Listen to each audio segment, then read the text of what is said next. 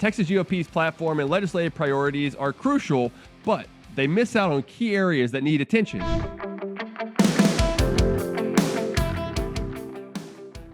Hello, welcome to episode 65 of This Week's Economy. I'm your host, Dr. Vance Ginn, president of Ginn Economic Consulting, contributor at 15 free market think tanks, and former chief economist of the White House's Office of Management and Budget. Let's jump right into it.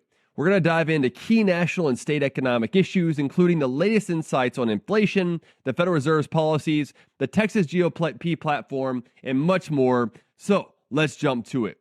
The latest jobs report for the United States economy presents a mixed picture of the labor market for May 2024. Despite headline job growth of 272,000 for a 1.8% growth rate over the last year, there are significant underlying issues. Full-time jobs have been declining while part-time jobs are increasing, indicating a continued shift in job quality. The labor force participation rate declined at 62.5%, and the unemployment rate increased to 4%, though it would have been closer to 6% had so many people not dropped out of the labor force. So that's something else that we need to make sure we watch. The report shows government jobs increased by 2.7% year over year and continue to outpace the growth of private sector jobs that grew by only 1.6% year over year. This indicates a crowding out effect on the productive private sector. Remember, nothing is free, including all those government jobs. Real wage growth continues to lag behind inflation by 2.2% for average hourly earnings and by 3.9% for average weekly earnings since January 2021 when Biden took office. All this, of course, reduces purchasing power and is a big reason why I think many Americans feel like we're in a recession or they have a very low approval status of Biden and especially on his economic policies. In other news, ESG research in Oklahoma, where environmental, social, and governance is looked at this recently. My new co-authored study at the American Energy Institute, where I'm now a senior fellow, titled Fact versus Fiction, the Impact of ESG Policies in Oklahoma, reveals significant costs associated with ESG activity. The study shows that the recent law in Oklahoma stopping public pensions and municipality bonds from using taxpayer money to adhere to ridiculous ESG policies did not cause higher interest rates on the bonds and have had lower returns for pensions, contrary to what some other research has said. And so this was a way to push back on that, while at the same time showing that ESG policies are not the way that we need to go. This is fine for voluntary decisions in the private sector, but not with taxpayer money. Read the full study and get my thoughts in the show notes at vanceginn.substack.com. What about the latest inflation numbers? Well, inflation continues to remain elevated. The Consumer Price Index, the CPI report, indicates persistent inflation, a significant economic concern. The latest data show that prices increased by 3% year over year in May, with core inflation, which excludes food and energy, which of course we all buy, rising by 3.4%. The Federal Reserve's response has been slow to inflation that they created, and their actions are still not enough to curb the inflationary pressures we face. We must understand the full extent of these inflationary pressures and how they affect our daily lives. While the inflation rate has moderated from 9% in October or in the latter part of 2022, it still remains well above the 2% rate preferred by the Fed. But really, the rate should be 0% or even declining, having deflation, given the excessive inflation over the last few years. I have more into that in my show notes page as well. So what about the Fed's decision? The Fed met this week, and what they basically said, look, they're going to remain behind the curve. They're failing to address the root cause of inflation. That's my perspective on this. And this has significant implications for economic growth and interest rates for all of us. For example, the Fed's delayed response has contributed to volatility in the bond markets and increased uncertainty for investors, slowing economic growth. The Fed decided to keep its federal funds rate target unchanged this week between 5.25 to 5.5%, though it should have announced a larger reduction each month in its bloated balance sheet. That's really what I'm looking at and what I've been saying recently in a lot of my interviews.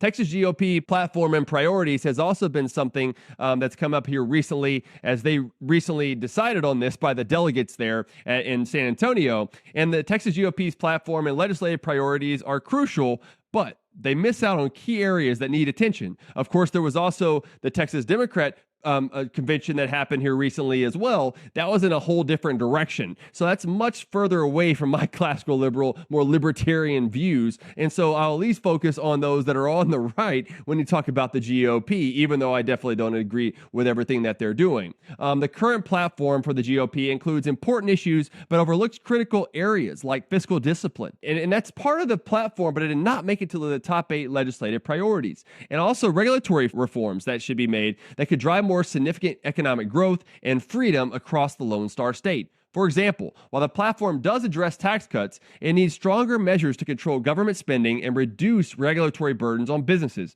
More insights on what's missing and what's needed to be addressed for effective policymaking can be found in my show notes page or under the paywall under the show notes page as well. Remember, become a paid subscriber. You get a lot more information each and every week. Gen Z's economic performance. Well, interestingly, Gen Z, and the new information out from The Economist magazine, is outperforming other generations in inflation-adjusted terms, so adjusted over time.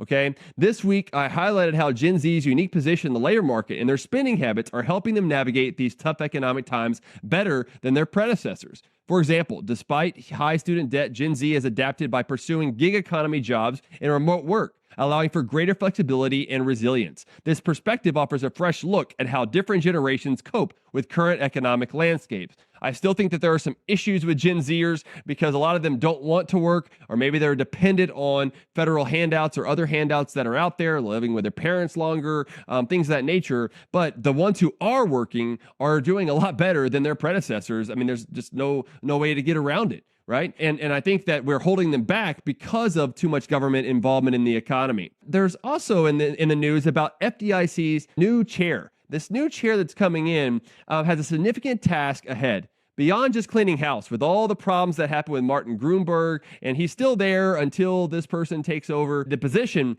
they need to focus on removing barriers to banking and enhancing competition in the financial sector. This week, I share my thoughts on what the new FDIC leadership should prioritize to ensure a more robust and competitive banking environment to keep that all going in the right direction. For example, regulatory reforms that reduce compliance costs for small and mid-sized banks could spur innovation and increase consumer choice. We need more of that going on across the economy.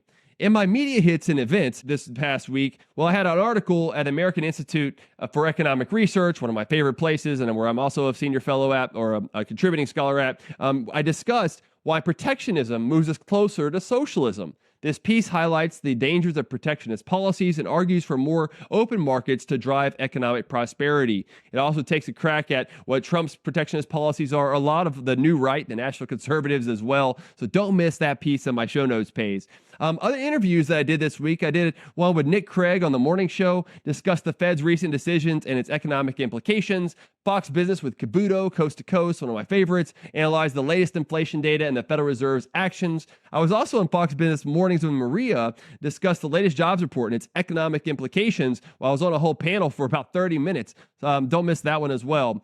I was on KTRH News Houston, where I talked about housing affordability issues, particularly the impact of rising homeowners, insurance, and property taxes. And I was on with Tommy Tucker in Louisiana, where I discussed Louisiana's economy and potential improvements. I was also on C-SPAN Washington Journal this week discussing inflation, Biden's poor economic policies, and a lot of other issues. And I just recorded a podcast interview with Newt Gingrich, the former Speaker of the House, Newt Gingrich. We had a great discussion, and that will be posted soon on his podcast. I'm also going to be on this weekend on the John Whitmer Show up in Kansas to talk about the star bonds for the Chiefs and possibly the Royals stadiums is a bad idea for taxpayers and for the state. I also talked about economic and policy issues on KTRH News Houston as well. So a lot of media going on. I'm trying to get this word out there as much as possible. That's why your paid contributions also help me in the process. So please do that. What about the Let Heal Prosper show? Well, this past Monday, don't miss this one. It's the Let Heal Prosper episode 100. Can't believe it. Already 100 with Dr. Norman Horn of the Libertarian Christian Institute on the future of liberty. We had just a great discussion. He is a great guy. I hope you will check that one out. The upcoming Let People Prosper show on Monday will be episode 101 with Dr. Robert Gminer of Methodist University on the failures of the Federal Reserve and how it is crushing our future. Don't miss that one. The quote of the week is by Thomas Jefferson. And there's some people who say maybe this isn't his true quote. And so I get that, but I think it tells a good point, and it's something that it seems like he would have said. But quote, in matters of style, swim like the current, or swim with the current, I should say. In matters of principle, stand like a rock. I think we need to stand on principle a lot more than what we are doing these days instead of just style, because everybody wants to be populist these days, apparently. And the Bible verse of the week is Isaiah 26:4. Quote, trust in the Lord forever, for the Lord himself is the rock eternal, right? We need to stand on that rock. That is really where we're going to get all of our eternal life and everything else that we want in this life. It's not going to come from man or from anything else. So, thanks for tuning in to episode 65 of This Week's Economy. I hope these issues help you better understand our world. Please like, subscribe, and share this episode. For more insights, visit vanceginn.substack.com and vanceginn.com. And be sure to check out all the paywall information as well, because I put a lot more information there. You don't want to miss it. It's only $5 a month or $50 a year. Please subscribe today so you don't miss information there. And God bless you, and let people prosper.